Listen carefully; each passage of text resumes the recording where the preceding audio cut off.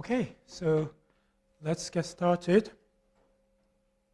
Earlier this week, we got to the point where we understood a Lagrange dual formulation of SVM, right?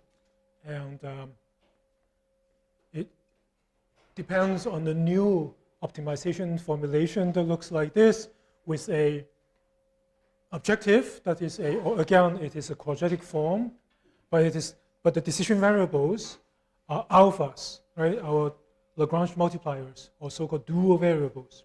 Yeah, the variables that we want to optimize in a dual function on the dual formulation. So if you optimize this alpha to minimize the objective with respect to these constraints, then we say that this optimal alpha can be used to recover the optimal SVM solution, which is expressed by W and B, right? We can find that optimal W and optimal B. So basically this line or the hyperplane for SVM by using these formulas. Like this, you see that we just substitute the optimal alpha n, the alpha n star into this form, and we can recover the original solution. And the Lagrange theorem tells us that the strong duality property tells us that this W and B in this form, they are indeed optimal to the primal problem, the original SVM problem. Okay?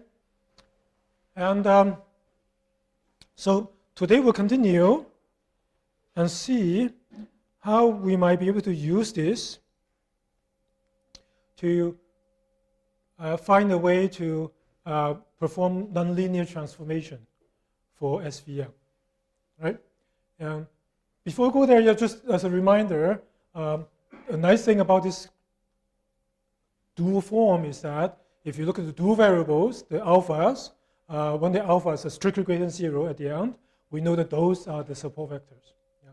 For the non-support vectors, alpha equal to 0, and therefore W does not depend on those alphas.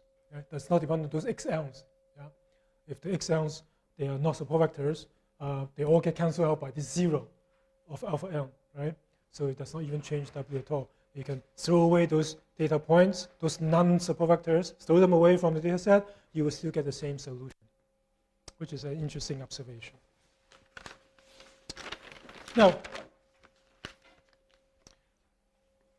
if we just focus on the dual formulation for SVM, we say, okay, how do I actually use this in testing, in inference, to check whether a data point should be a plus or minus?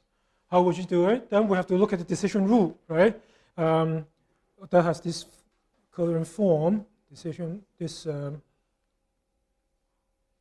linear form. The decision rule says the y hat should be the sign of, just substituting your data point x into this line that you have found, right? Into this W and B that you have found. And what is this W and B? Well, we can just SVM, right? The best W and B that gives us the fattest margin. So this W was on top there. Let me just copy it down here. Summation over n, where alpha n is strictly greater than 0. So summing over all of the support vectors. Alpha n star yn times xn, of course, is W transpose, so xn is a transpose, and then multiply x. X, this is whatever test data point that you are looking at, right? Yeah, and then plus b like that. And of course, this b comes from here, comes from the formula. Yeah, I'm not going to copy it down because it's just way too long to write for the line. Yeah. So what we see is that to do actual inference or do testing, when we have a new data point, we don't really need W and B, right? We just need to substitute that W and B in here, and this is the formula. Yeah. In inference, we just need to have the x, right? Yeah. W and B, they can be written in those formulas. Okay.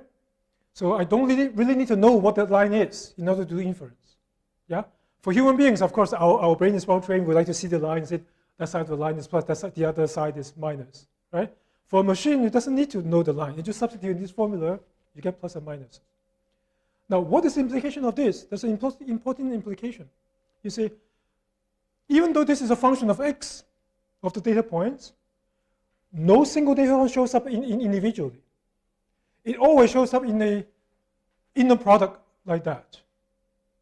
Right? Inner product like this. In B as well. In B is inner product between two data points.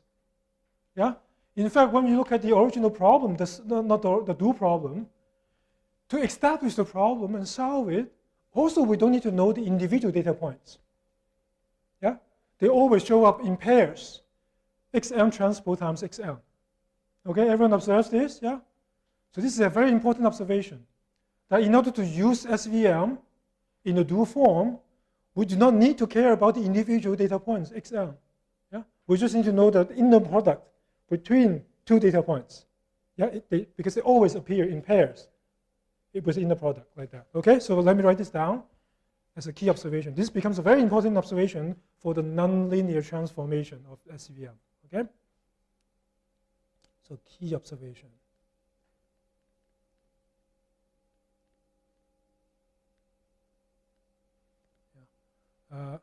Both the do problem and the decision rule depends only on those kind of inner products.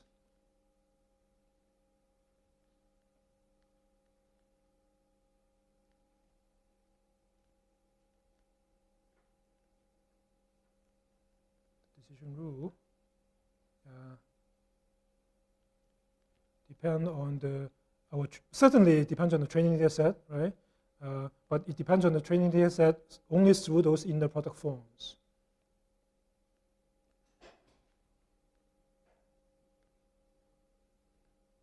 XM transpose XM, like this. Okay? So,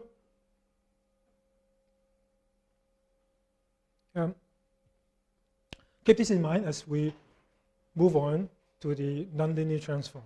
Okay?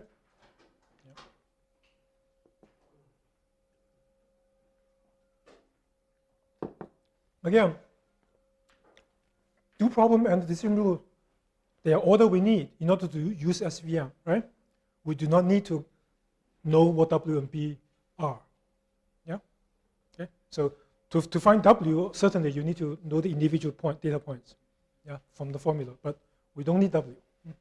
So that's the key observation. So let's take a look at SVM with nonlinear transform. Let me start a new page because I need to draw a picture. Yeah, I don't have space there to draw a picture. So SVM.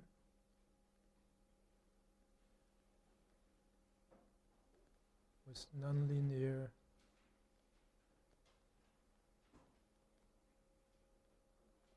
transformation. So let's look at an example. Again, in two-dimensional space, of course, because I cannot draw anything more than that easily. So x1, x2. Let's say we have a plus here, plus there. I don't know, plus here, plus there. 1 minus, minus here, minus there. 1 minus here. 1 minus there. It doesn't really matter. At the end, it's not all that important exactly where they are, but roughly. Yeah. So for data set like this, clearly linear classification would not really work very well, right? We have to have a nonlinear boundary. A nonlinear boundary, a good one that would be reasonably good for in terms of the margin, would be something maybe that looks like, let's say, this. Yeah. Maybe something that looks like this. Okay. It doesn't have to be regular. Right? The question is, can we use SVM here? Yeah. Can we have a nonlinear margin, a nonlinear boundary like this, at the same time maintain a certain margin around it, some cushion for defense against error? Yeah? Can we do it? So Well, we know nonlinear transform very well at this point, right? So let's say, well, yeah, we're going to apply nonlinear transformation.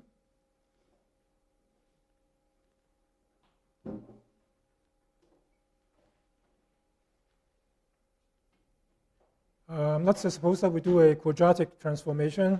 So z is equal to 1, x1, x2, let's say x1 square, x1 times x2, and then x2 square, like this, yeah? Then, suppose we assume that this is enough, high dimensional enough, then in the Z space, we hope that this would give us a linear separable data set, right? We can draw a linear line to separate the data points in the Z space. And then, on top of that, we run SVM, yeah, to get the best linear separator.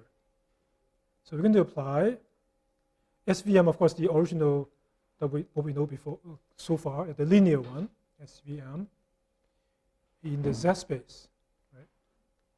Now, of course, the Z space is a 5-dimensional space, right? So it's D equal to 5. Yeah, it's a bit hard to draw this. Of course, I can only draw 2 dimensions. So let me just draw 2 dimensions. Z1, Z2. There are more dimensions.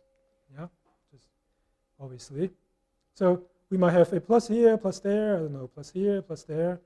The 6 minuses, maybe minus here. I don't know, minus there. Minus, minus, minus. Yeah, it's got mapped to this new high dimensional space. Yeah. So of course, when you run the SVM, at least in this kind of 2-dimensional toy picture, you know, it looks something like that. Of course, yeah, it's just kind of right in the middle. You know what?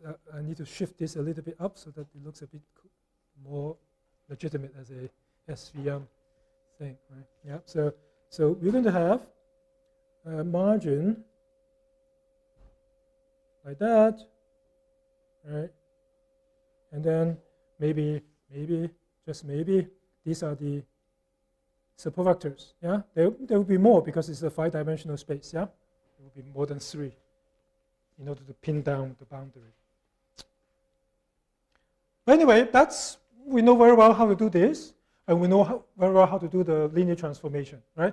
And then when we transform back to the X space, what does this boundary look like? Well, this blue boundary there, let's hopefully, and then we have the margin as well, right? The corresponding margin looks like maybe, where are my support vectors? Let's say the support vectors are, in my example, when you map it back, map these points back, maybe these are the support vectors, yeah, in the original space. So then your boundary, your margin would maybe look something like this. I'm intentionally drawing this in an uneven fashion because indeed, in the X space, the margin is not going to be uniform anymore. Okay, even in the linear case, in the Z space, it is uniform. Okay. So this might be something what the nonlinear SVM, the boundary looks like. Okay, is that clear? What we have? Yes. Well, remember here, it's all uniform, right? The same distance from all of these margin support vectors, same distance, right? But there, it's not going to be the same. There are complicated transformation involved. Yeah. It's very hard to say what shape those cushion looks like. Okay, but that's fine. Yeah, we know that we have a cushion. That's the only thing that we care about, right?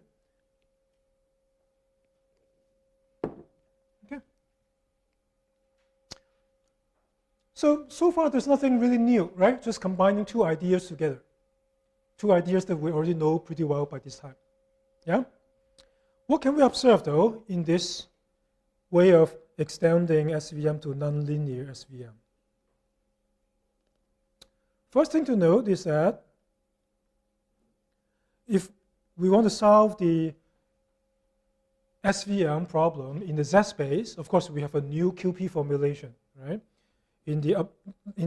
Let's consider the dual objective, the dual form of the SVM as above. In this new objective, what do we need to do? Well, we just go back to the do form for the x variables. Yeah, let me just go up and then just make a quick copy and then come back down right away so that you can continue your copy.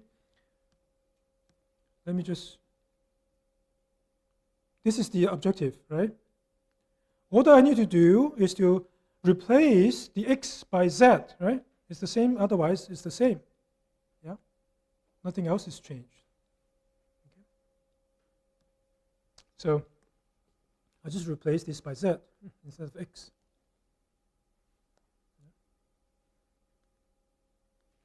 Yeah, no, looks like a gamma, but z, yeah? Okay.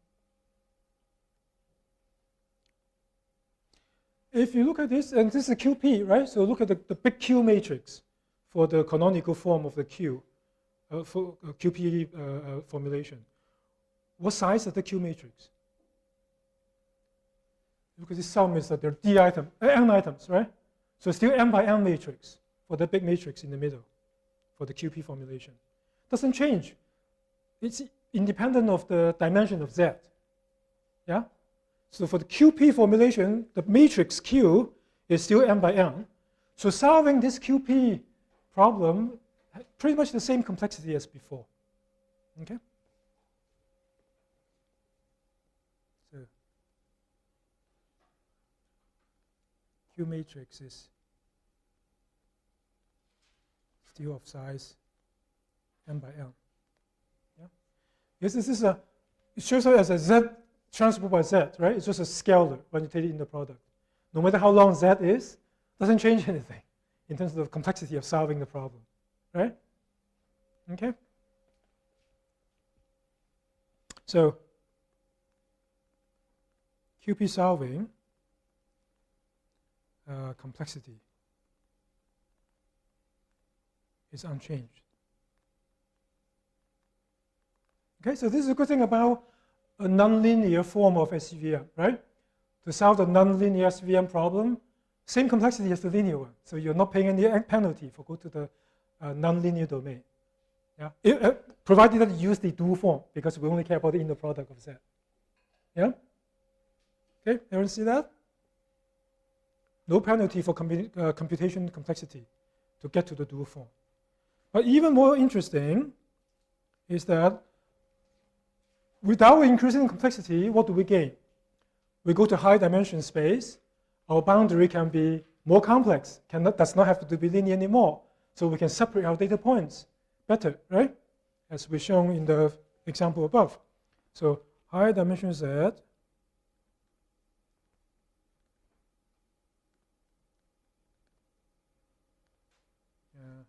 vector implies that we have better fit to the data set.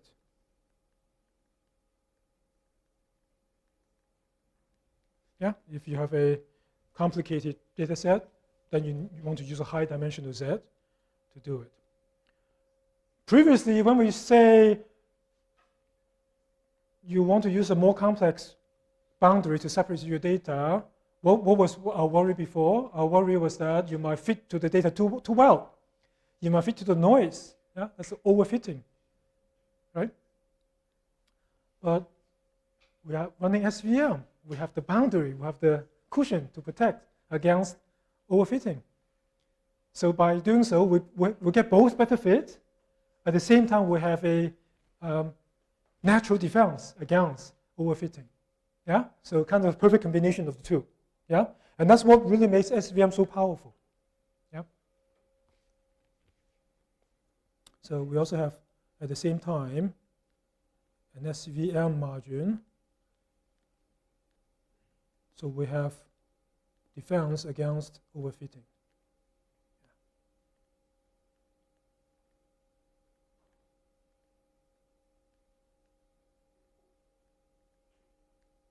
Okay, so it's a very nice combination of the two. Okay. Yes? Can you maybe elaborate again, like how high dimension can lead to a better fit? Oh yeah. How complicated this curve in the X space can be depends on how high dimension this is. Yeah? In Z space, it's just a straight line, right? When you map it back to X space, how complicated that boundary is depends on how high Because this gives you extra degrees of freedom. Yeah? So you can imagine that extra degree of freedom gets translated to a more twisted line in the X space. And then when you convert it back to the X space, like Yeah. this is from a high dimension to a low dimension. So Mm-hmm. it's like, as you mentioned, the cushion, the size will change. That's right. Yeah. It will be kind of a weird shape cushion. Yeah. That's why it's better fixed. Also, yeah. That's right. Very good.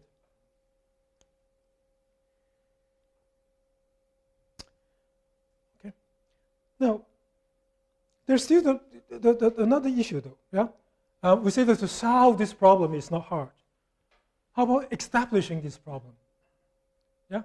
We still have to say every data point we have to do a conversion, right, to a Z space. So if you do this conversion, you have to, do this calculation, right? You have 5 dimensions that you have to calculate. Yeah? And usually, if you want to have high dimension, you need a longer Z vector, then you have to do more calculation. And that's for every single data point, right? That could be costly if you have a big data. Yeah. So that's another question. Even solving the problem is not hard. How about setting up the problem? Okay. So that's the question that we will address.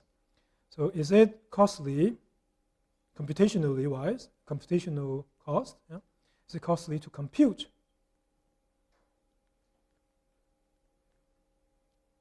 Z and, more importantly, this form, the inner product?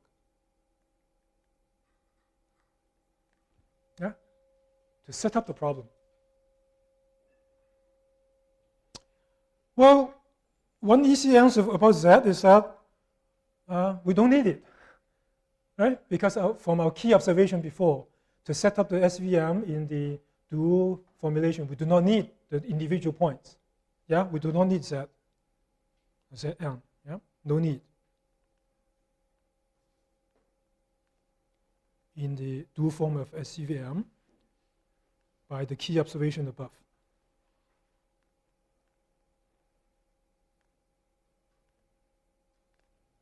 Okay, that's good to know. But then you say, well, I still need to have this inner product, though, right? Don't I still need to find out what Z is before I can calculate the inner product? Yeah? And the very interesting answer is that no, turns out that you do not need to know what Z is in order to calculate this inner product. Okay? And that is the famous so-called kernel trick of SVM. Okay? And it's called kernel trick because we're going to define this. We can give it a name. It's called the kernel. Okay? The kernel of SVM, and we denote it by K.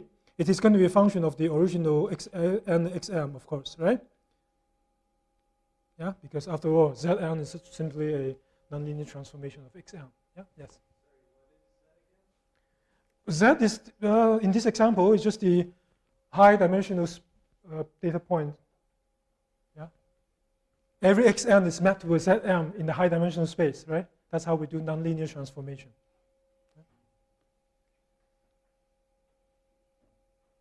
So again, we're talking about solving the SVM in the Z space. Yeah, solving the linear SVM in the Z space. Yeah? And therefore, we have to minimize this guy like that. And the question is it easy to calculate this one? Yeah. Is there any way to avoid calculating Zn before we know what this inner product is? Okay. And to answer that, we're going to denote this inner product by this Kxn Xm like that. Yeah? The kernel that corresponds to these 2 points. Everyone with me so far? Yeah? We're going to go ahead to show that we can have kernel for SVM without explicitly calculating Zn. Okay, these individual points for Z. Okay, we can calculate the kernel without explicitly knowing Z. So we do not do explicit nonlinear transformation. Okay? There is a very interesting form of SVM that's implicit nonlinear transformation. It's very often called the kernel trick, but we're going to be a bit more professional about it. Let's call it the kernel method. Yeah? But kernel trick is actually a common terminology that people use in SVM. It's really like a trick. It's a very interesting idea. It's like magic. Yeah? Again, the idea is that we can compute this kernel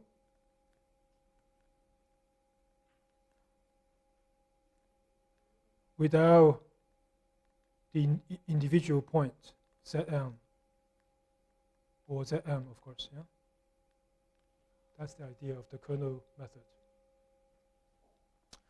To understand why we do not need that, let's look at the example, the so-called polynomial kernel.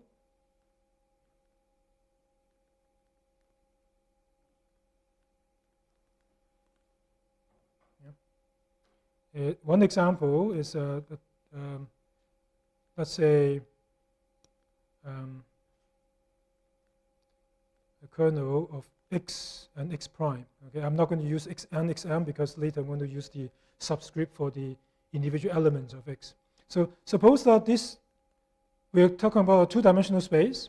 So it's in R2, yeah. And this kernel, let's assume that it's a square kernel. It's a second-order kernel. Square like this. Okay. What is this equal to? Well, this inner product, yeah, there are two dimensions. So just multiply them together, right? There's the point-to-point multiplication and sum them up. So this is 1 plus x1 times x1 prime plus x2 times x2 prime, right? And then we square. Yeah, that's what we have. Okay. If that's our kernel, I want to basically I want to show that this kernel can serve as a form of nonlinear transformation, yeah, a quadratic transformation. Okay. Let's see why this is true. Let's write out this square. I hope you still remember your, what is the formula for this called? Just the, I don't know, sum square formula? Say this, someone? But anyway, there's a formula for this, right? It's just the one, all of the squares, and then all of the cross terms, right? So 1 x1 square, x1 prime square, x2 square, x2 prime square, yeah? And then plus the cross terms, 1 and then x1, x2. So 2 times x1, x1 prime, plus 2 times x2, x2 prime, plus, and then those 2 times x1, x1 prime, x2, x2 prime, right? Yeah? Okay. So this is supposed to be an inner product of z transpose times z prime. Yeah? Can we map this to that form? Yeah? If we want it to be a z transpose times z prime, what should z be? Yeah? So turns out that you can easily see that this is the inner product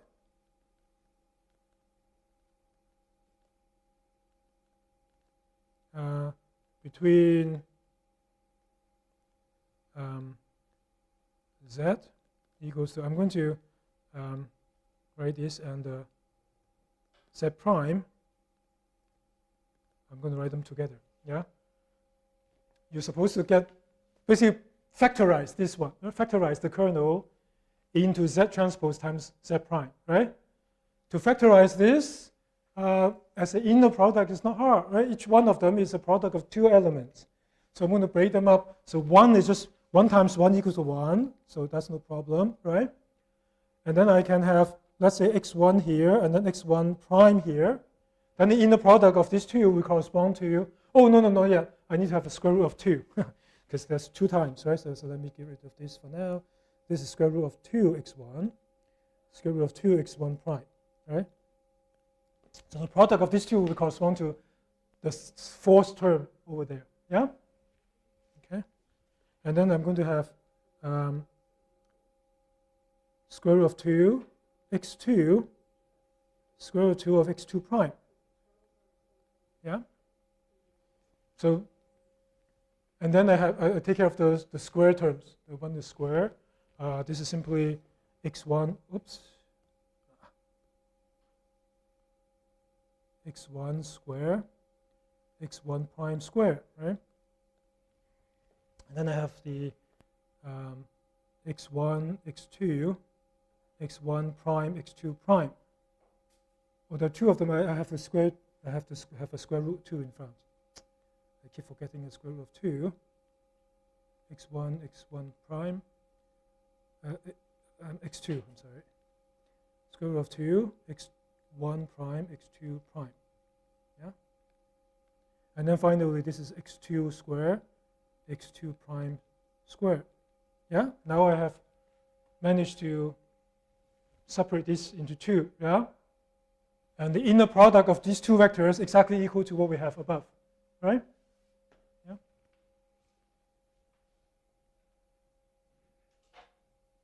Everyone okay with this? Everyone agrees?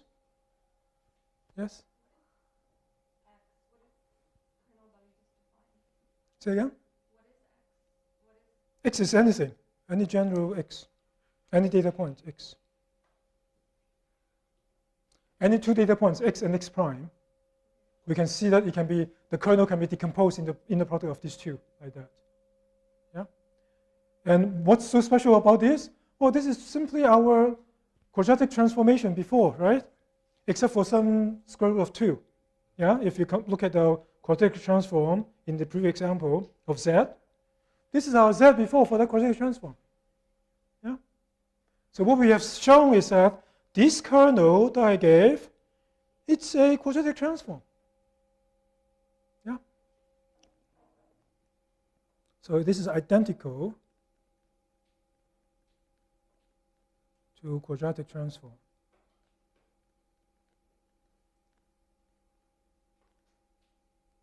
But of course with some proper scaling in front. But those factors does not matter too much because in the end you're going to train for W. You're going to train for the weights in front of those numbers anyways, right? So, but with proper rescaling, yeah, of W, yeah, the weight that we have, you can just scale it back if you want. Okay, so I hope this is a convincing case that this particular square form can be a kernel for quadratic transformation.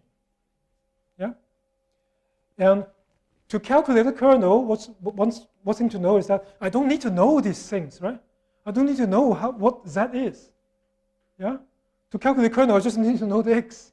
And this very short calculation. X is short, or x is a low dimensional data point. Z is high dimensional. We don't have to go to calculate this high dimensional data point. Yeah? So therefore, our transformation is implicit. It is not explicit because we do not calculate these data points of Z. Yeah? We just use the original data points to calculate the kernel. And the kernel is all that we need for SVM. Yeah? So that's nice, right? Okay? So our calculation is still simple, even with a nonlinear transformation. In fact, we can generalize this to as high dimension as you want. Yeah? So generalize this K, this kernel. Of course, I can be 1 plus this to any K's power, right? Then you get the K's order nonlinear transformation. Yeah? Very good point, yeah. In fact, the more general form, you don't even have to be 1, 1. You can have coefficient alpha, beta. Yeah? You can be more general than that. And it gives you slightly different final boundaries, yeah, when you use the different alpha, beta. Yeah. So usually people have to tune that. Those are the hyperparameters. Yeah. For now, we just say, yeah, these are to go to high dimensional. That's all that you need. Yeah, but you can do better. Yeah.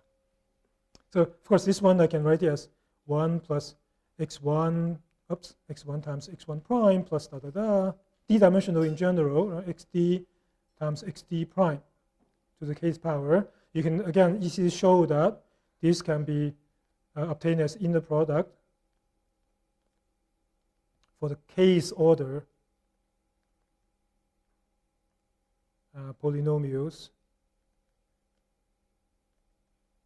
of the form Zm transpose times Zm. Yeah? But again, we don't have to calculate the Z. We just need to calculate the inner product. Just calculate the kernel.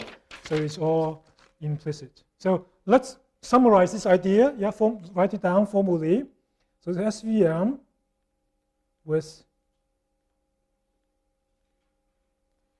let me say implicit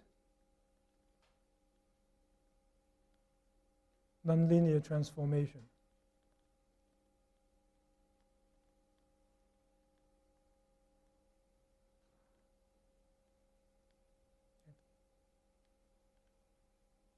We're going to have the same form, the same dual form, so I can just paste, copy and paste from what I had already before. Yeah. In fact, well, let me move this to give me some space. So instead of this thing, I'm supposed to write Z transpose Z, yeah, but I can change this to kernel K, yeah. So I'm going to change this to kernel K xn xn,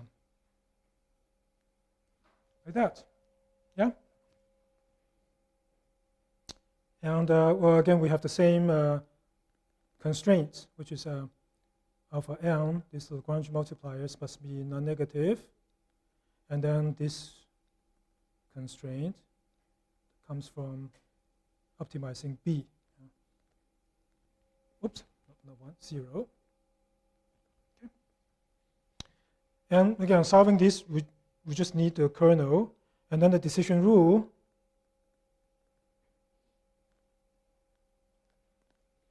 At the end, we have y hat is a sign of just that line, right? The line is a w, but let's substitute optimal w in there. Again, this is summing over n, for which n, alpha n is greater than 0. Those are the support vectors. Alpha n star times. Here, I'm supposed to write xn transpose. No, sorry, zn transpose times z. Yeah, but I don't need to write that. I'm going to write this as the kernel xn and any x that you want for the testing plus b. Right? Where b, of course, is given by any support vector, yeah, ys, and this is still n. I'm just copying the same formulas what we have seen many times by now. Oops, alpha n star yn.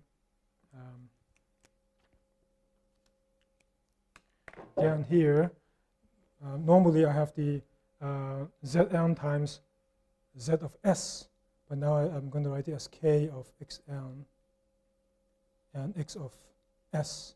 Okay, the subscripts are important. Okay, make sure they understand why we have this kind of subscripts. Yeah. And this is for some support vector xs. Yeah. For any support vector, pick any support vector, you get the same b value. Yeah. So it doesn't matter which one you pick, just pick one. Okay. So this is our implicit form, basically, yeah? We never have to do the actual nonlinear transformation, right? Yeah? No matter how high dimension it is, we're not afraid because no additional computation complexity is involved, yeah? So very neat, right? Very nice. You get this nice boundary that you need with protection of a margin. Meanwhile, you are not paying any penalty in terms of complexity, yeah? It's almost like you get your free lunch and you eat it, yeah? Get your cake and you eat it. So there is free lunch for SVM. So that's a very nice result that we have. And that's the reason that made the SVM very, very popular. Everyone doing okay so far? Yes? For the diffusion rule, Mm-hmm. for the kernel, you input the xn and x. Mm-hmm. So what is the second x? Just a random data point? This x? Well, this is doing testing, right? This is the x for which you want to find out whether it's a plus or minus, right? Yeah. And then for the xn is the support vector. xn is is one of the support vectors. Yeah, that's right. Yeah.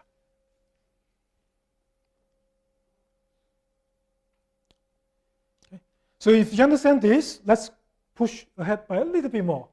Okay? Here we say that, well, you can have any k-order polynomial, any k-order nonlinear transformation. In fact, there is a kernel that allows you to have infinite dimensional nonlinear transformation, so that your line that you can have has maximum flexibility. Okay? Infinite dimensional nonlinear transform. So that's the second one that I want to show you. Second example of kernel. So it's an even fancier one. Even fancier kernel.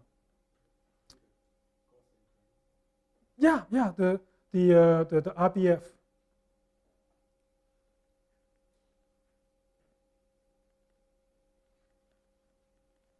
It's this form, minus gamma times x minus x prime square. Okay? And this gamma is just some positive number. In fact, you see that's the width of that Gaussian. Yeah. But it's, you understand the Gaussian, it's not important. So notice that this is gamma, right? This is not Z. Yeah? This is gamma. So I want to put a note here that in this case, if you use this kernel, the Z space for your transformation, in fact, is infinite dimensional.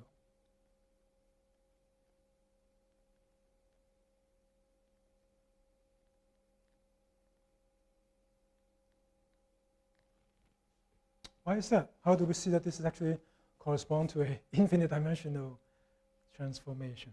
Well, let's see an example.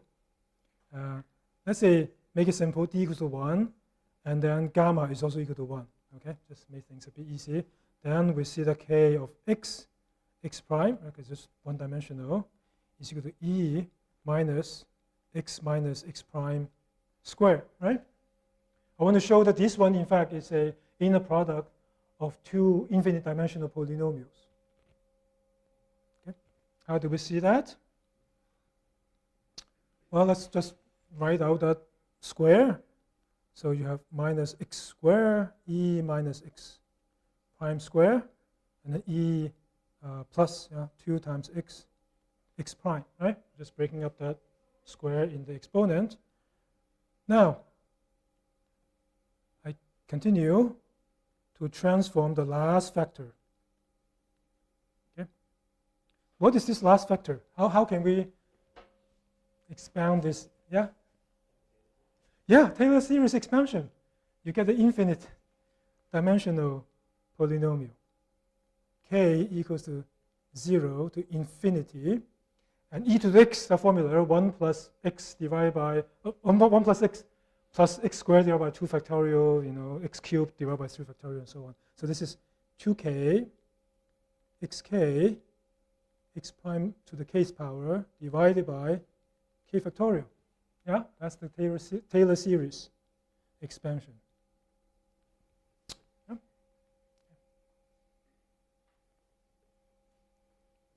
Is this, by the way, this E is so important. It's almost like EE, the E. EE, the E stands for actually this E, because it's so important to our kind of work. Yeah. Yes. Say again? No, because I consider D as a one-dimensional, just a simple example. Yeah. You can certainly generalize this to the vector form as well. Okay. So I want to say that this is equal to some Z transpose Z prime, right? I want to say that. So how do we map this? Z would have to be, well, I take the x part assigned to Z, and then the x prime part assigned to the Z prime, right? So Z prime, yeah? This E minus x squared, and then here 1, and then the 2 becomes just square root of 2x, yeah? This E minus x prime squared, 1, square root 2 x prime, yeah? And then I think it's going to be square root of 2 divided by 2 factorial, then x squared. I think that's all that we need, yeah? Come on.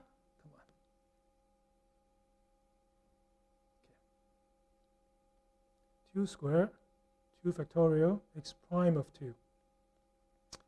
And then 2 to the third power. Yeah. 3 factorial x cube 3 factorial x prime cube, yeah, and then to infinity, yeah. Okay. So it is, in fact, it's an infinite dimensional transformation. But if you look at the kernel is still very simple to calculate, yeah. The kernel is simply something that you can, takes a nanosecond to calculate by a computer. So infinite degree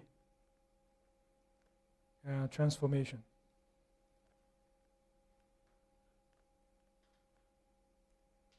Okay.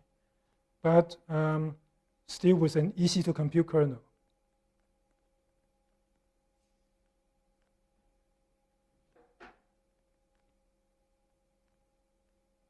And then we also know that once we have the kernel, then the rest of the SVM calculation and decision rule, they also has the same complexity.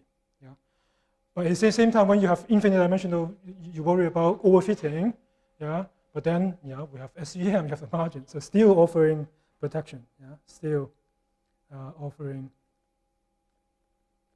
SVM defense. Against overfitting. Okay, so it turns out that for SVM, if you use a dual form, then you can have as complex a boundary as you want, because this is infinite dimensional space, right? Any complexity can be handled by infinite dimensional space transformation, right? So that's very nice, and at the same time, you can have some protection against overfitting. Now, but that said, if you have an infinite dimensional transformation, you're really taking a big risk of overfitting. So sometimes this margin is not enough. So therefore, there is still a discussion you have to make whether I want to use a finite dimensional transformation or go to infinite dimensional. Okay, that you can do a hyperparameter tuning. Yeah, you can still use validation to check which one is the best, and then you stick to that one for your particular problem. But the point is that you have the flexibility. Yeah, if you want to be infinity, you can go to infinity. Yeah. Yes. How is overfitting even possible with classification? Oh, in that case, how is overfitting possible? Remember the overfitting means that I have some pluses, minuses like that, right? Pluses, minuses. So your boundary will minus here. Yeah, your boundary will look very strange. At some point in time. You have this kind of boundary. You say that everything like this will be minuses, and then this gap will be plus. But then what if this point is noisy? Yeah, these points are because of noise that it jumps to the other side. Yeah, so it's quite easy to say that this boundaries is just too complex. That does not seem to really fit the reality if I did not have noise.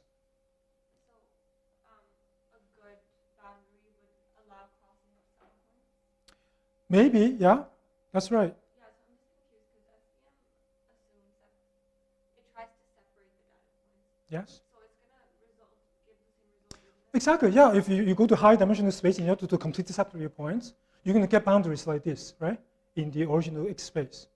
But isn't that overfitting? Yeah, this is overfitting. That's what I mean. So you still have, even though you have defense against it, does not mean that you can completely get rid of it. Right? Only defense. So it's better than nothing, better than no defense.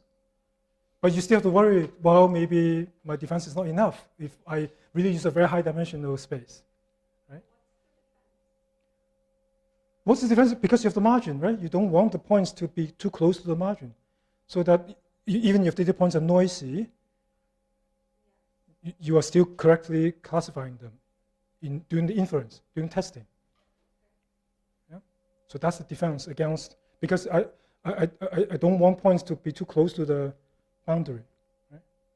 I pick a boundary that is far away from the points, in other words. Yeah. Okay. Does this make sense to everyone? Yeah? Everything okay then? Yeah? Okay. So now we are done with the SVM discussion. Okay. And again, as I said, these days, turns out that the neural network is more effective in terms of the complexity versus accuracy for image processing. Yeah? And these days, most of our applications are image processing and language. And turns out that neural networks better. But who knows? Maybe in the future, there is some new applications where SVM becomes the king again. Yeah? It has been the king for a long time until neural network took over the top spot. Yeah? But so it's good for us to learn about these things. And good thing about SVM is that it's really analytical. Yeah? We really know what's going on. Yeah? We kind of have good interpretation about what it does. But neural network, we don't, right? It's everything wishy-washy. We try this and try that, it works. Yeah? So hopefully, at some point in time, there's a mixture between them. It's kind of hybrid scheme that makes it work even better. Yeah? So we stop here. After we take a break, we start to talk about learning theory. Yeah? How much we can learn, what we can learn, and so on. Okay?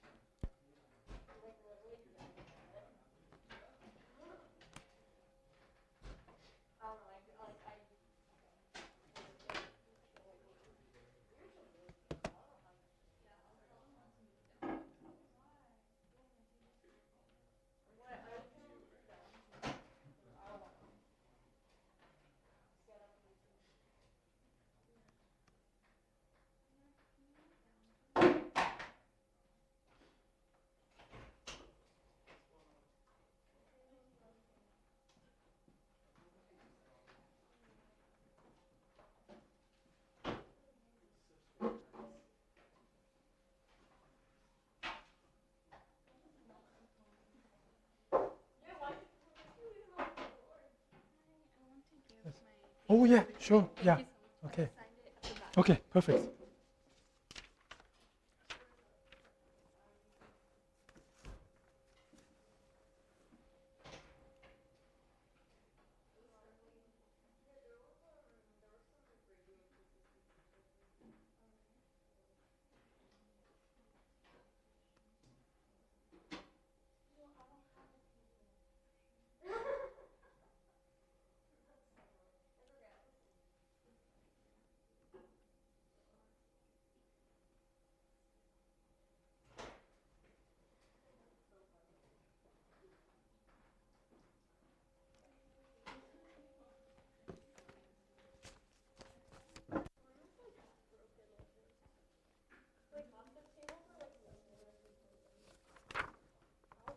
How does the regrade work? Say again? Regrade for midterm. So I talk to you. I send a instruction, right? I send an announcement with all the Yeah. instructions. So yeah, you give it to me with a signed statement, signed and dated statement, yeah. And then I'll ask the TA to double check whether there's any change. And if there's no change, then I'll go ahead with the regrading, yeah. Okay. So it's until like March 20. Until next Thursday, yeah. Next Thursday. Until the end of next week this time. Okay.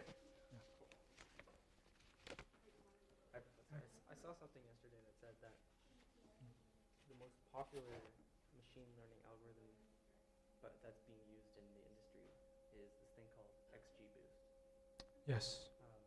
And I was reading a bit about it, and from what I can tell, well, I didn't really tell much, but I was curious, like, why is it so popular? Yeah. I don't quite remember exactly what it does, but if I remember not wrong, then use multiple models. It's an ensemble learning. That's what the boost is about. You try different ones and then pick the best one. But each one of them is a neural network.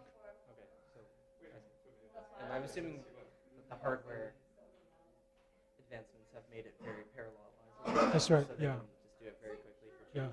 yeah. But the details, I'm not I quite don't know, I sure. was looking at it, it didn't look really familiar to anything we covered in Yeah. class, so Yeah, yeah. it didn't bother. Yeah, yeah. Ensemble learning, we talk a little about it when we talk about validation. Validation can help you to choose among multiple models. Yeah.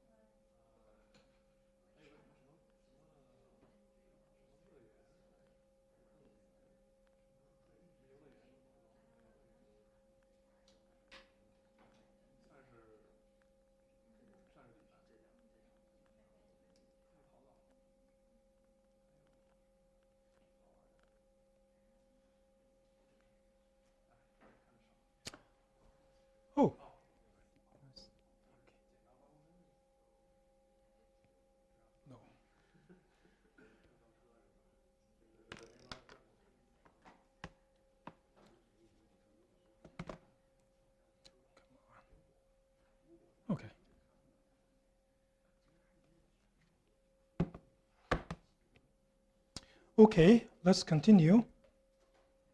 Yeah. So now we transition into a part of the course where we go into the learning theory, the theoretical aspects of learning. Previously, up to this point, we have been talking about different learning methods, right? Linear classification, regression, SVM, neural networks. Yeah, those are learning methods. So now we're going to go into the more mathematical analysis of what is possible to be learned and what is the best way to learn. So one question is, when is learning possible? So, so far when we talk about learning methods, we mainly consider minimizing E in, the in-sample error, right? Given the training data set, we want to minimize a certain the error that we define, okay? And the whole learning method is to find different optimization methods, basically, to minimize that learning error. Okay?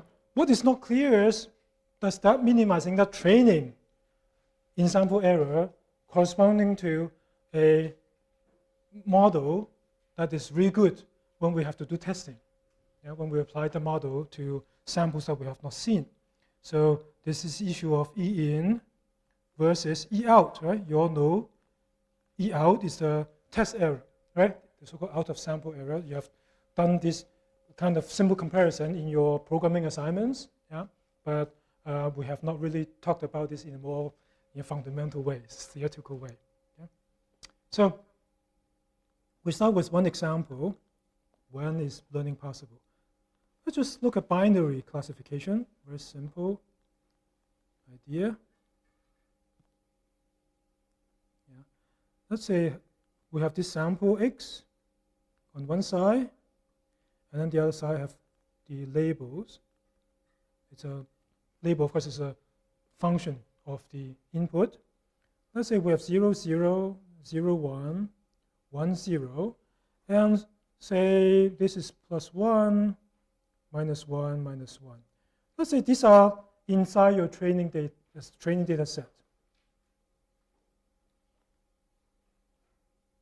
So this is your training set. These are the training data points you have. With this training data point, and ask you, well, now I give you, doing inference, doing testing, I give you 1, 1. And ask you, what is the label? So this is test set. Can you tell me what this label is? We don't know f. Right? F is an unknown function. So given that training, can you tell me, doing testing, what is the label of 1, 1? Yeah? -1, why is that? Because the majority of the samples are like training set is -1. Also, the ones that have a 1 in them are also -1. You're seeing patterns that may not be there.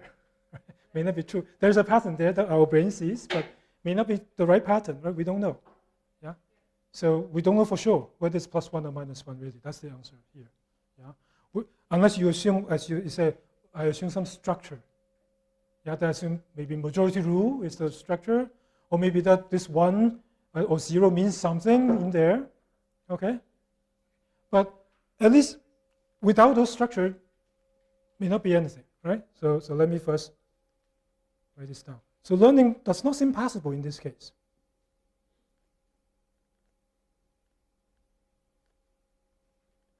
I cannot possibly know that I give the right answer, because I have never seen 1, 1 in my training data set, during training.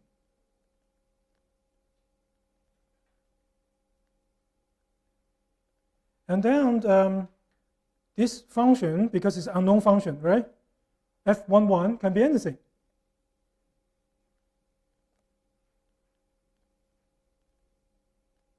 Okay. Yeah. So I really cannot tell what the label should be. So I really cannot learn from the training set how to do inference during the testing, unless I assume I have some structure. So that's why structure is important. So therefore, the first thing we learn from this example is that we need to assume some structure, but that's only a kind of educated guess. Yeah.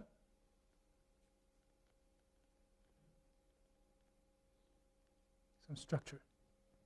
Then we can possibly learn. Otherwise, learning is impossible. Okay. Now let's look at a second example that has to do with structure.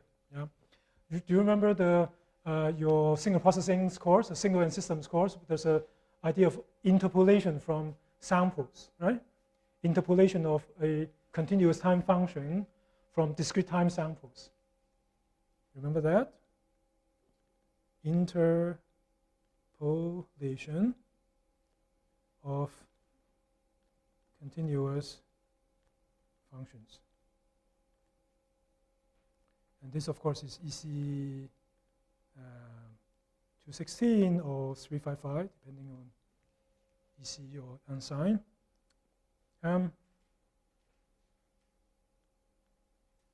Let's say maybe this is the original function that looks like that, but you are not given this original function. Yeah, you're only given this f(x), yeah, but you're only given the time samples, the discrete time samples, like this, or just discrete samples. It doesn't have to be in time. Just given these samples. Remember this problem in EC 216? Yeah, you're supposed to recover the points in between. Yeah, recover this entire curve from these samples alone. Right? At first I said, well, this is impossible. How do I know what's inside? Right? This function can be anything, right? In between the samples can be anything. Okay? But then we learned something else in EC 216 to allow interpolation to be possible. What was that thing that you learned? When is interpolation possible? Remember the big theorem with the big M theorem?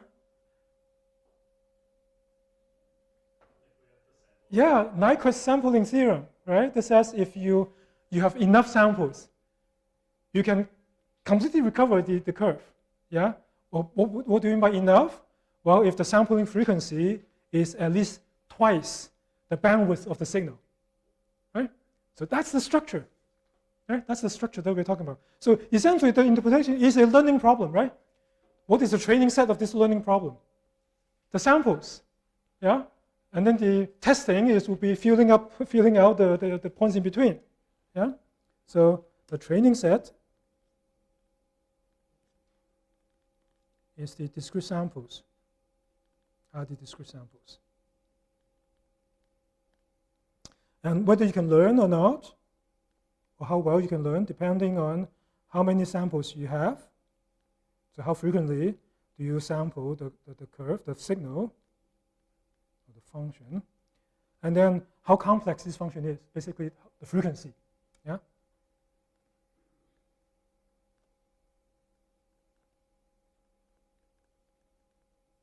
Okay? Yeah? The complexity of f, when we study 216, it's represented by how the frequency. The higher the frequency is the signal, the more fluctuation it goes, right? So more complex the signal is. Yeah? So you have seen this already, right? So it is already a learning problem. It's just that maybe, you did not realize that it is a learning problem. So we have the Nyquist, Q-U-I-S-T, sampling theorem to tell us under what conditions we can exactly recover all of the points in between the samples. Yeah? As long as your frequency is double or more than double the bandwidth of the signal. Okay? So I think this is a very good example for the need of having structure. Yeah? Whether there is structure or not makes a big difference, whether you can learn or not. The second thing about learning is that in our real-life problems, real-life learning, we don't have these nice samples like that. Everything is uniformly spaced, no noise in it, right? In reality, we always have random samples, and then the random samples may be noisy. Yeah? So we also have to deal with randomness. Okay? Besides structure, we have to deal with randomness. So the second thing is we need to handle or deal with randomness. Okay? So of course randomness, and that's why ECE 302 or 268, 286, 268, I don't know. Anyway, I forget. 286 maybe. For ensign students. you know, we studied probability, and that's why these two courses are the prerequisites for this course. Yeah, we have to deal with randomness in learning. So let's look at an example. A very common example in probability would be a jar containing balls. Yeah, so let's say you have a jar that contains infinitely many balls. Some of them are red, some of them are green. Yeah? So a jar with infinite number of balls, either red or green.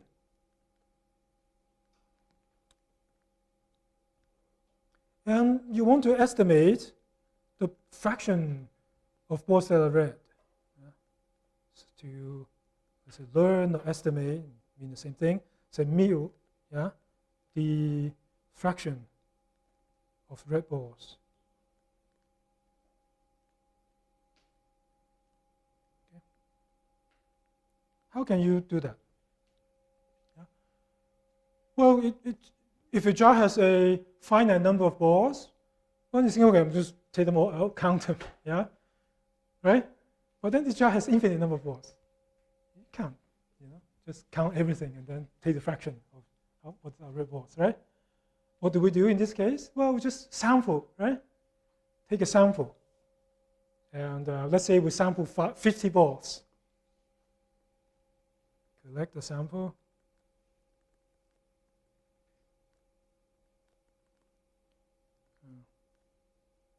Balls. Let's count how many of them are red, how many of them are green, right?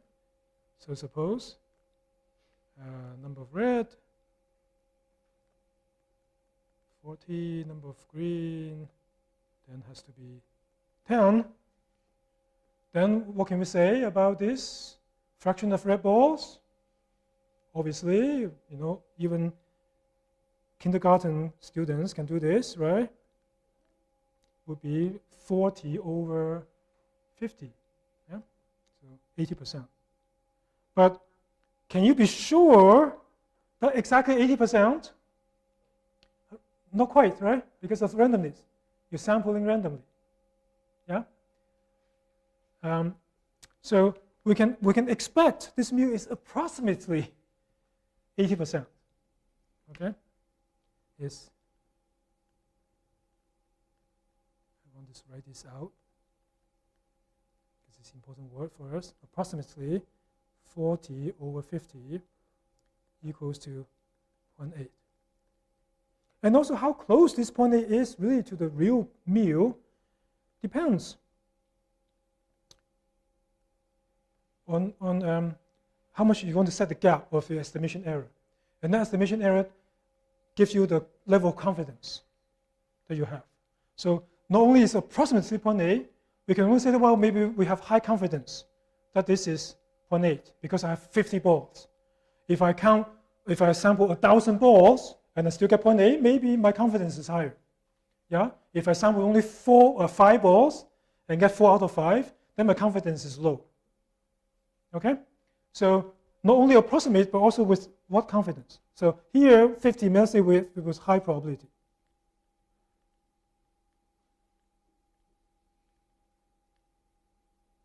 Okay, these are the kind of statements that we can make. Okay, so approximately 80% with high probability. Okay. So, and that's the kind of language that we have to use to deal with randomness. Okay, we can never be sure about things, and so the term for this way of analyzing the learning is called probably approximately correct learning. Probably approximately correct learning. Okay. So I'm going to I have to draw a big picture. So do I have space? How come? I think today I'm writing small fonts, so I have space. I'll write it here. probably approximately correct pack learning.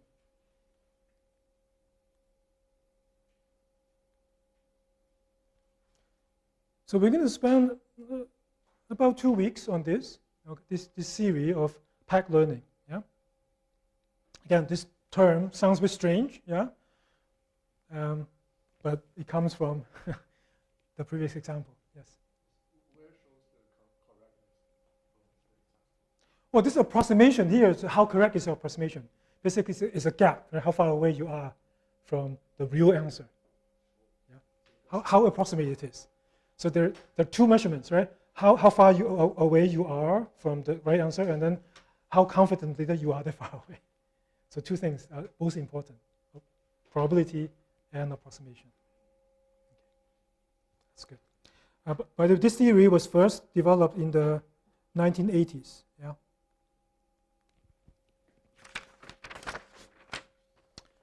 So next, I'm going to draw a diagram of the learning, but with this pack built in. Yeah, it's a very similar diagram as what we have seen before for supervised learning. Okay, but I will add a little bit component to the right corner, and you'll see.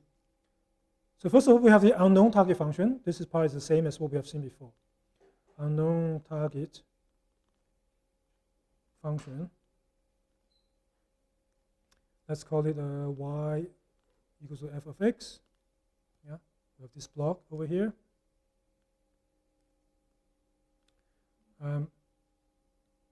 This target function, of course, would generate the training examples first.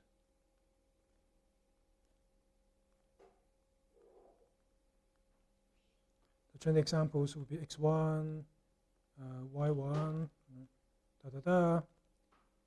xn,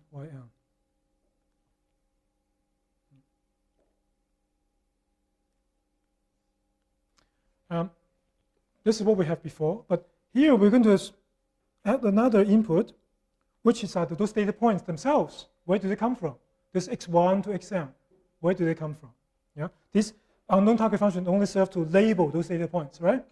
So we say that these data points, x themselves, comes from a certain distribution, because we want to model the randomness, right? So this comes from, better, another block. That's called an unknown distribution.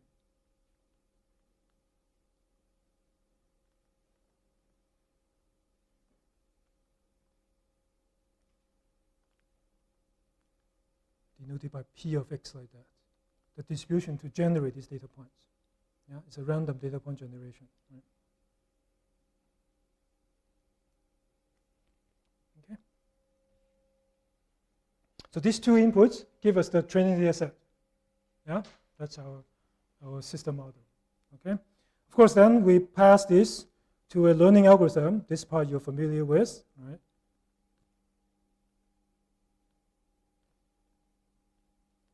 And this is called denoted by A, like that. Besides take the running algorithm, we also take the training data set as input, but also we take the input the set of possible hypotheses, right? So the hypothesis set.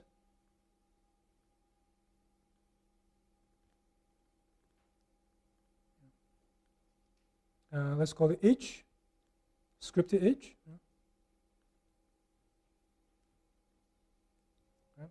And then this learning algorithm will output the final hypothesis. So the learning algorithm job is to pick the best hypothesis among the hypothesis set, right, among the possible hypotheses. So you get a final hypothesis as output.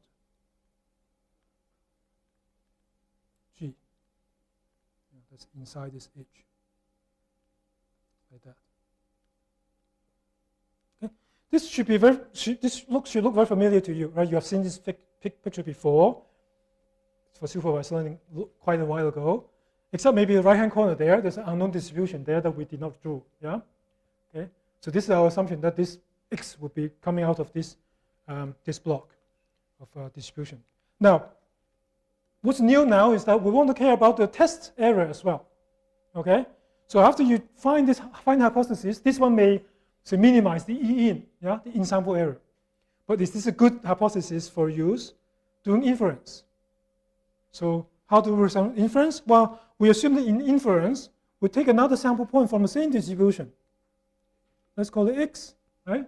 A test sample, and we check this hypothesis. When we use this hypothesis to label this new sample, it's the same as the true label, which is f of x. Yeah? Right? If it's approximately equal, then say, well, yeah, our learning is successful. Otherwise, our learning is not successful.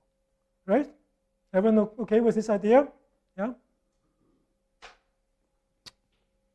So that's where we are at right now. Okay? The big picture of pack learning.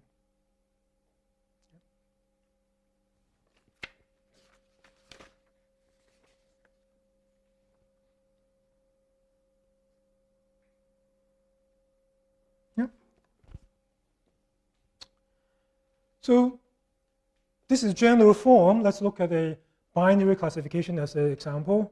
In fact, we're going to focus mostly on binary classification because things are a bit easier to look at. For a course like this, an introductory course, we just pay more attention to the basic stuff, right? So we focus more on the binary classification, but all of these things can be extended to more complex cases. Yeah. But a lot of that would be ongoing research. So we're going to have unknown target function. Unknown.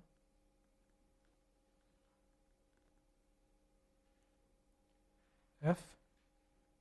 A function has a d-dimensional space mapped to -1 + 1. Right? These are the possible outputs of the function. That's why it's a binary function. Right?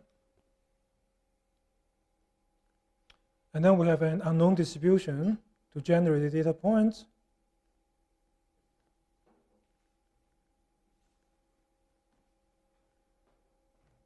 Let's call it P of x, where x, of course, is an r-dimensional space. That's in the input space. And then we have training examples out of 1 and 2 above.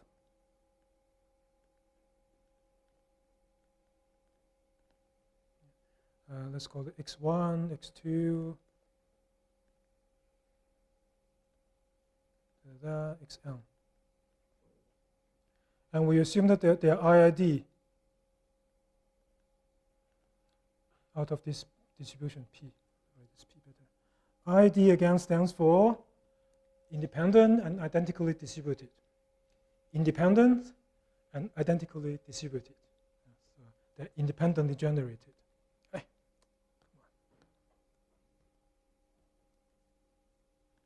Here.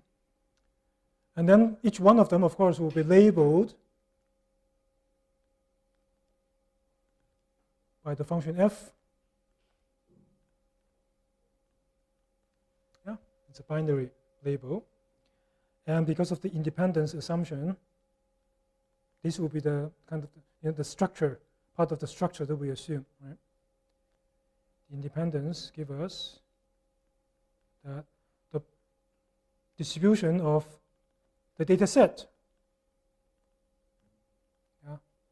this joint distribution equals to the product of the marginals, right? Because of independence.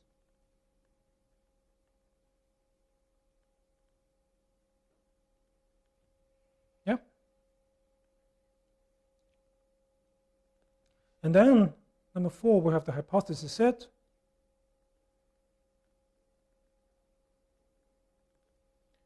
H. Let's say there are H1, H2, these are the hypotheses, HM. So there are M hypotheses. Each one hypothesis is what is a function, right? It's a candidate function for us to approximate the real target function. So HI is again a function that maps from d-dimensional space to either +1 or -1. Yeah. Again, each one of them is a candidate for the estimate is the estimation of the target function f. Yeah, each one is a candidate. And then it's the job of our learning algorithm to pick the best one. Yeah, so let's take a look at a quick example. Let's say m equals 2, only 2 hypotheses. In other words, our H is of the form H1, H2. Yeah? When you have 2 hypotheses, well, maybe, let's say first hypothesis is simply say that all of the data points are +1.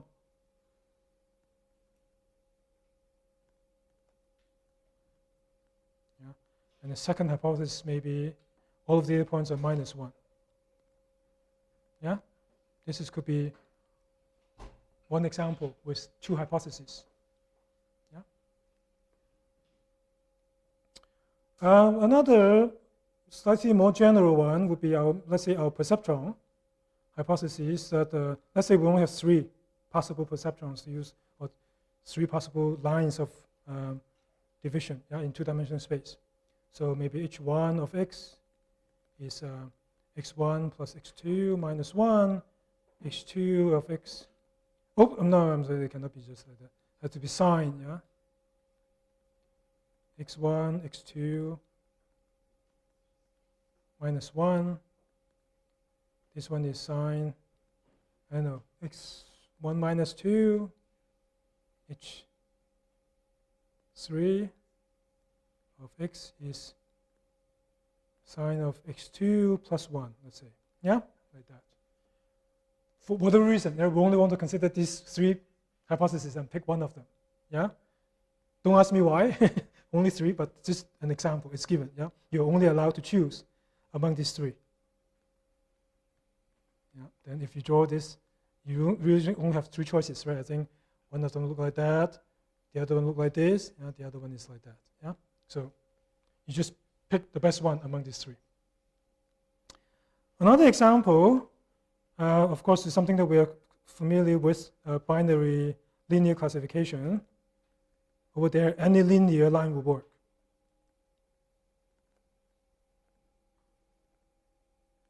So we say y hat is sine of W transpose X plus B, right? And in that case, what is H? It's a set of what? The last example is the non-trivial one, right? What is the set of hypotheses?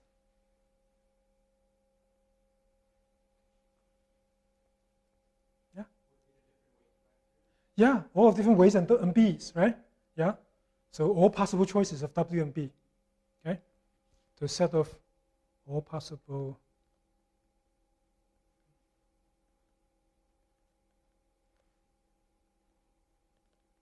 B. That's in now D plus 1 dimensional space, right? Okay. Basically, every single point in D plus 1 dimensional space is your one of the hypotheses. Yeah. So you have an uncountably many hypotheses in this set, right? Just for simple binary linear classification, we have uncountably many hypotheses, and that's generally the kind of problems we have to face. Yeah. So M is infinity. Not just infinity, it's uncountably infinite. Okay. Yeah, so if you compare these 3 different examples, you see that we have 2 types of hypothesis sets, yeah? Finite ones and infinite ones. And it turns out that the mathematical treatment to these 2 types will be quite a bit different. It's a lot easier to deal with the finite case and much harder to deal with the infinite case. We're going to have to do that in our analysis later, okay? In the textbook, chapter 1 deals with finite M, chapter 2 deals with infinite M. Okay. Anyway, then we have to look at the performance metrics.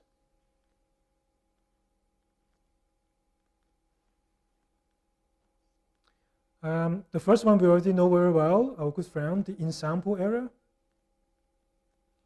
or the so-called training error.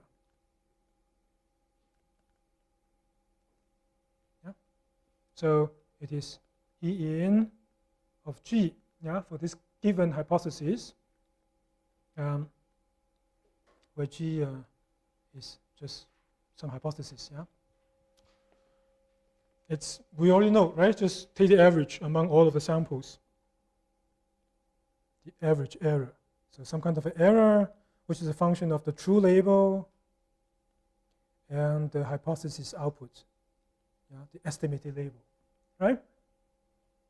And in binary classification, of course, we have this E is simply the indicator function, right? Whether this label is correct or not.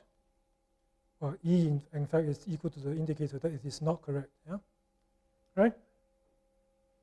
And just another reminder that in the textbook, this indicator function is some kind of weird double bracket thingy, yeah? But writing 1 is the more common in other textbooks. Yeah. Indicator function outputs either 1 or 0, right? If it's inside, it's true, then you output 1. If it's false, you output 0. Yeah, you should be very familiar with this one, right? The out of sample is the one that we are not so comfortable yet at this point. Yeah, we haven't seen many of these, except in our programming assignments. So out of sample, also called a test error. It's called E out for this particular G, right? How do you define test error or the out of sample error? Since the test data points can be anything that you don't know, right? Just randomly draw something, right? What would be the good way to define the out of sample error? In sample error is okay, right? We can just define it as the average of the error for each sample, because we already know this is my training data set. I have those samples, right? I can just take the average to define in sample. Out of sample, what do we do? Yeah, we don't know how many data points, and they're random. What do we do? There is a way to deal with this that you learned in EC 302. How do we deal with this randomness?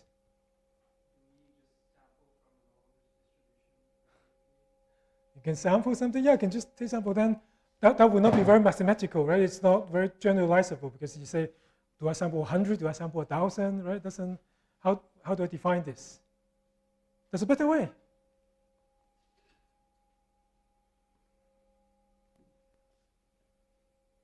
For every sample, the error is different, right? Depending on what the sample point is.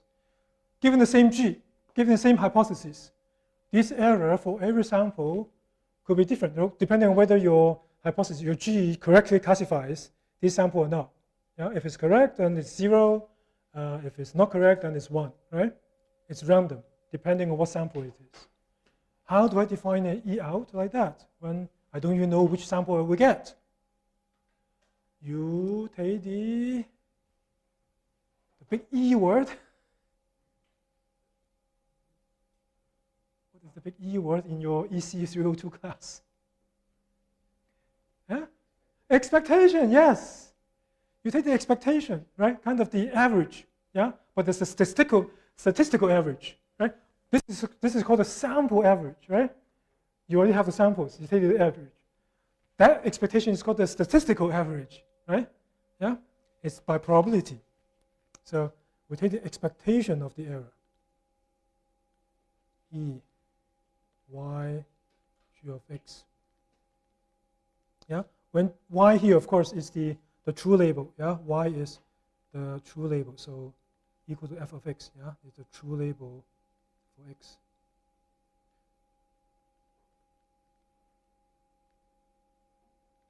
Yeah? This E here represents expectation. An expectation over the randomness. But the randomness is in the random sample that we get, right? So this is the expectation over our choice of x that's drawn from this distribution P of x. Right? Everyone with me so far? Yeah? I hope this expectation rings a bell, right? How do we, what is, before we go to the definition of this expectation, we can go to the details, but let's put in a note here that we assume that this x that we choose from the distribution is drawn independently of all of the other data points. Yeah. So it's independent of the x1 to xn, the sample that you have already seen. Okay? This is another part of the structure that we need, yeah, for our learning, at least for the analysis of packed learning. So again, let's go back to this E out of G equal to the expectation. And of course, this for our binary classification, this is simply saying that this is 1, y is not equal to G of x, right? What is this equal to, though? What is this expectation? Can we simplify it?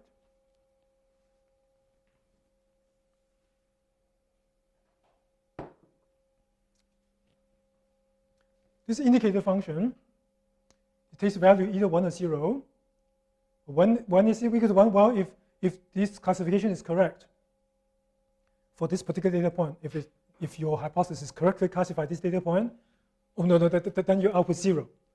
Yeah? If this hypothesis erroneously or misclassify the data point x, then you get 1. So for different data points, you get a different value here, either 1 or 0. Yeah? Okay? So what kind of random variable is this? It is a random variable that can take value either 0 or 1. There's a name for this random variable, the big B word. No. Did you say binary? Not binomial. There's another big B word, even bigger because it's a person's name. Bernoulli, yes, that's a Bernoulli random variable, right?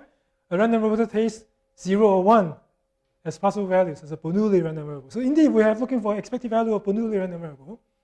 And you should maybe at least kind of remember that the expectation of a Bernoulli random variable equals to the probability that the random variable takes the value 1. If you don't remember, let's prove it.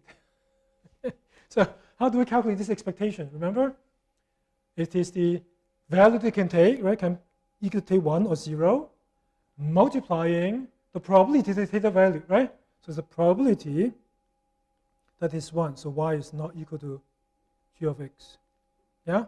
Plus, you can take the possible value 0, the probability that it is 0. So in that case, it's equal. Right? Yeah? But 0 term, of course, goes away. So this is simply equal to the probability that y is not equal to g of x. It's a misclassification. Yeah? So it turns out that the E out equals to the probability of misclassification. Yes? Would it be neat to know the f of x to do this? No. Well, right now we're just talking about the mathematical concept behind. Of course, that's whether we know f or not doesn't matter. This is always correct. Right?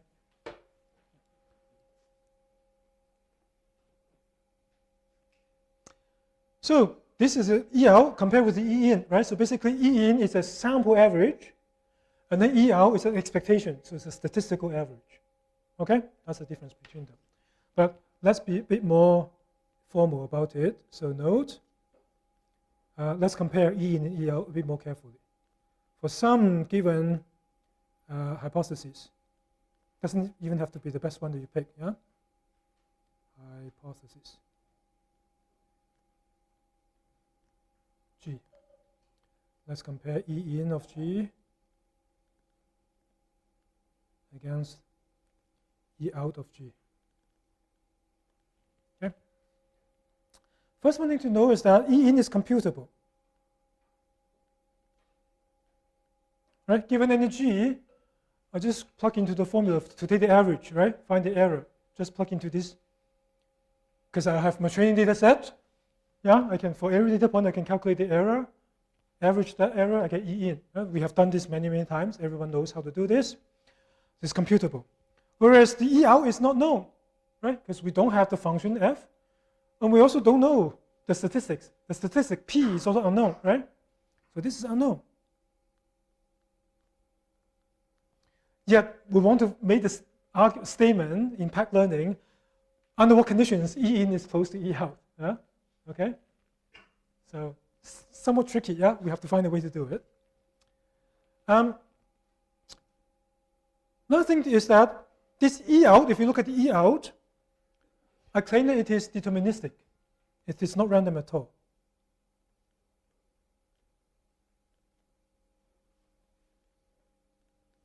Okay. It might sound a bit strange to you if you're not that comfortable with probability. This thing has probability and has expectation. Why is this not random? Huh? But you have to always remember the expectation is always just a constant, right? Expectation of a random variable is just a constant, right? It's not random at all, right? A probability is just a number. It is not random at all. Okay? Is everyone okay with this concept? Yeah?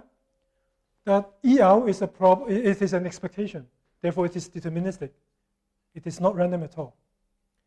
Contrast that with E in. Is E in deterministic or random?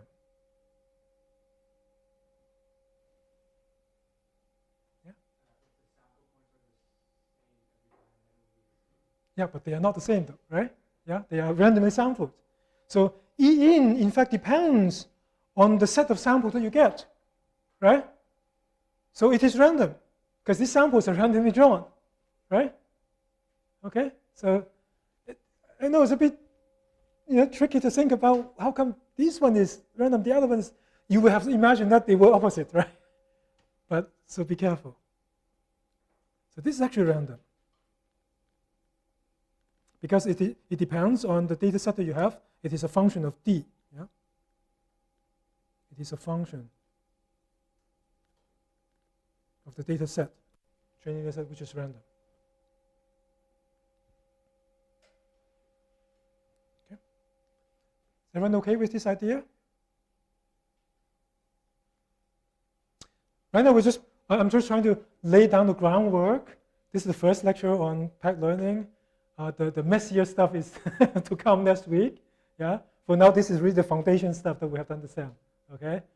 So I want to make sure that everyone is on the same page. Yeah. Everyone okay with why E out is deterministic, but E in is random? Yeah. Okay. More or less. Yeah. So therefore, our key question for packed learning is to say, well, under what conditions these two are similar, right? We don't know what this is, though. Yeah, we don't. E out is unknown. We can never know. But we do have E in. Therefore, our hope is that the E in that we get during training is close to E out. Despite the fact that we do not know what E out is, can we still say something about how close E in is to E out in general? Yeah, that's the question of packed learning, basically. Yeah? So the key question.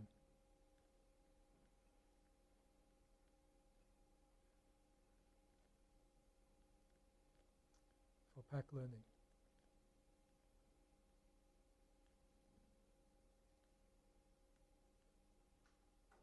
Is that under what conditions? We're going to have to study that. We say that under what conditions is learning possible, right? But what do you mean by learning possible? Yeah, learning is possible, or learning is good. What we have done for learning is good. Yeah? Under what condition is, what do we mean by learning is good? Yeah. First of all, we want our training area to be small, right? We have been struggling with that for pretty much up to now, right? We want to minimize our training error, well, to some extent. Yeah. We want this thing to be small during training. But that's not good enough, right? We also want this E in to be close to E out. That way we know that our model is good. We know that when E in is small, we know the model is good for our training data. But we still don't know whether this model is good for the test data. Yeah? So we still have to say E in is close to E out. But then notice that E out is deterministic, but E in is random. To say that these two things are close to each other, we have to have a bit nuance in how do we define that. And that's where the pack comes from. Pack, probably approximately correct. So we have to use the probability that E in is approximately equal to E out. We want it to be high. Yeah, we want this to say approach 1. Is this true? That's the question of packed learning. Okay? So again, probably approximately correct. Okay? Probably approximately correct learning. So we have to look at things like this. Yeah? And again, right now we're just laying the groundwork and a lot of things to come next week when we discuss this issue. Yeah? We have already dealt with this. Yeah? Our learning algorithm pretty much try to minimize this. Yeah? Now we have to deal with the second part. Yes? So we're minimizing E in, but E out is the expectation Mm-hmm. of the probability that the model is correct. So isn't that, if the model is correct, then wouldn't that be 1? Well, only for the in-sample part, right? Those samples that we have seen. Remember, you might overfit. Your model is very good for that training sample, but could be terrible during testing. That's because they are not equal, they're very far apart. It could be, yeah, if you're not careful. That's why in learning we have to be very careful to satisfy both conditions. So we're not minimizing E out. Oh yeah, our ultimate objective is to minimize E out, but we don't know. E out is unknowable, right? We cannot directly minimize E out. So we have to go through E in and then this route. Yeah? We minimize E in and hope that our E in is good. Yeah? Everyone on the same page so far? Yes? So it really depends, like whether E in is good depends on how good the data set is, right? How you choose the data. In some sense, yeah, but here we don't assume any special structure of choosing the training data set. The training data is just randomly drawn and give it to you. Yeah? You have no choice on that matter. Yeah. Can you scroll up to Yes. the expectation calculation? Yes, here. How do we calculate the probability of y not equal to 3? Oh, this is not for calculation. This is just a mathematical concept. This is correct whether you know how to calculate it or not, right? This is a mathematically correct formula, that's all. Yeah. Okay, that's all for now. So we'll continue. A lot more stuff to come next week, yeah? So yeah, a lot more on this point, probabilities becomes very important for next week. If you're not so comfortable with your ECE 302, maybe this weekend, try to flip through your textbook a little bit. I will give a quick review next week at the beginning, but it's not going to help if you are not, I cannot cover the entire semester for you, right? So make sure you have that this weekend. See you next week, yeah?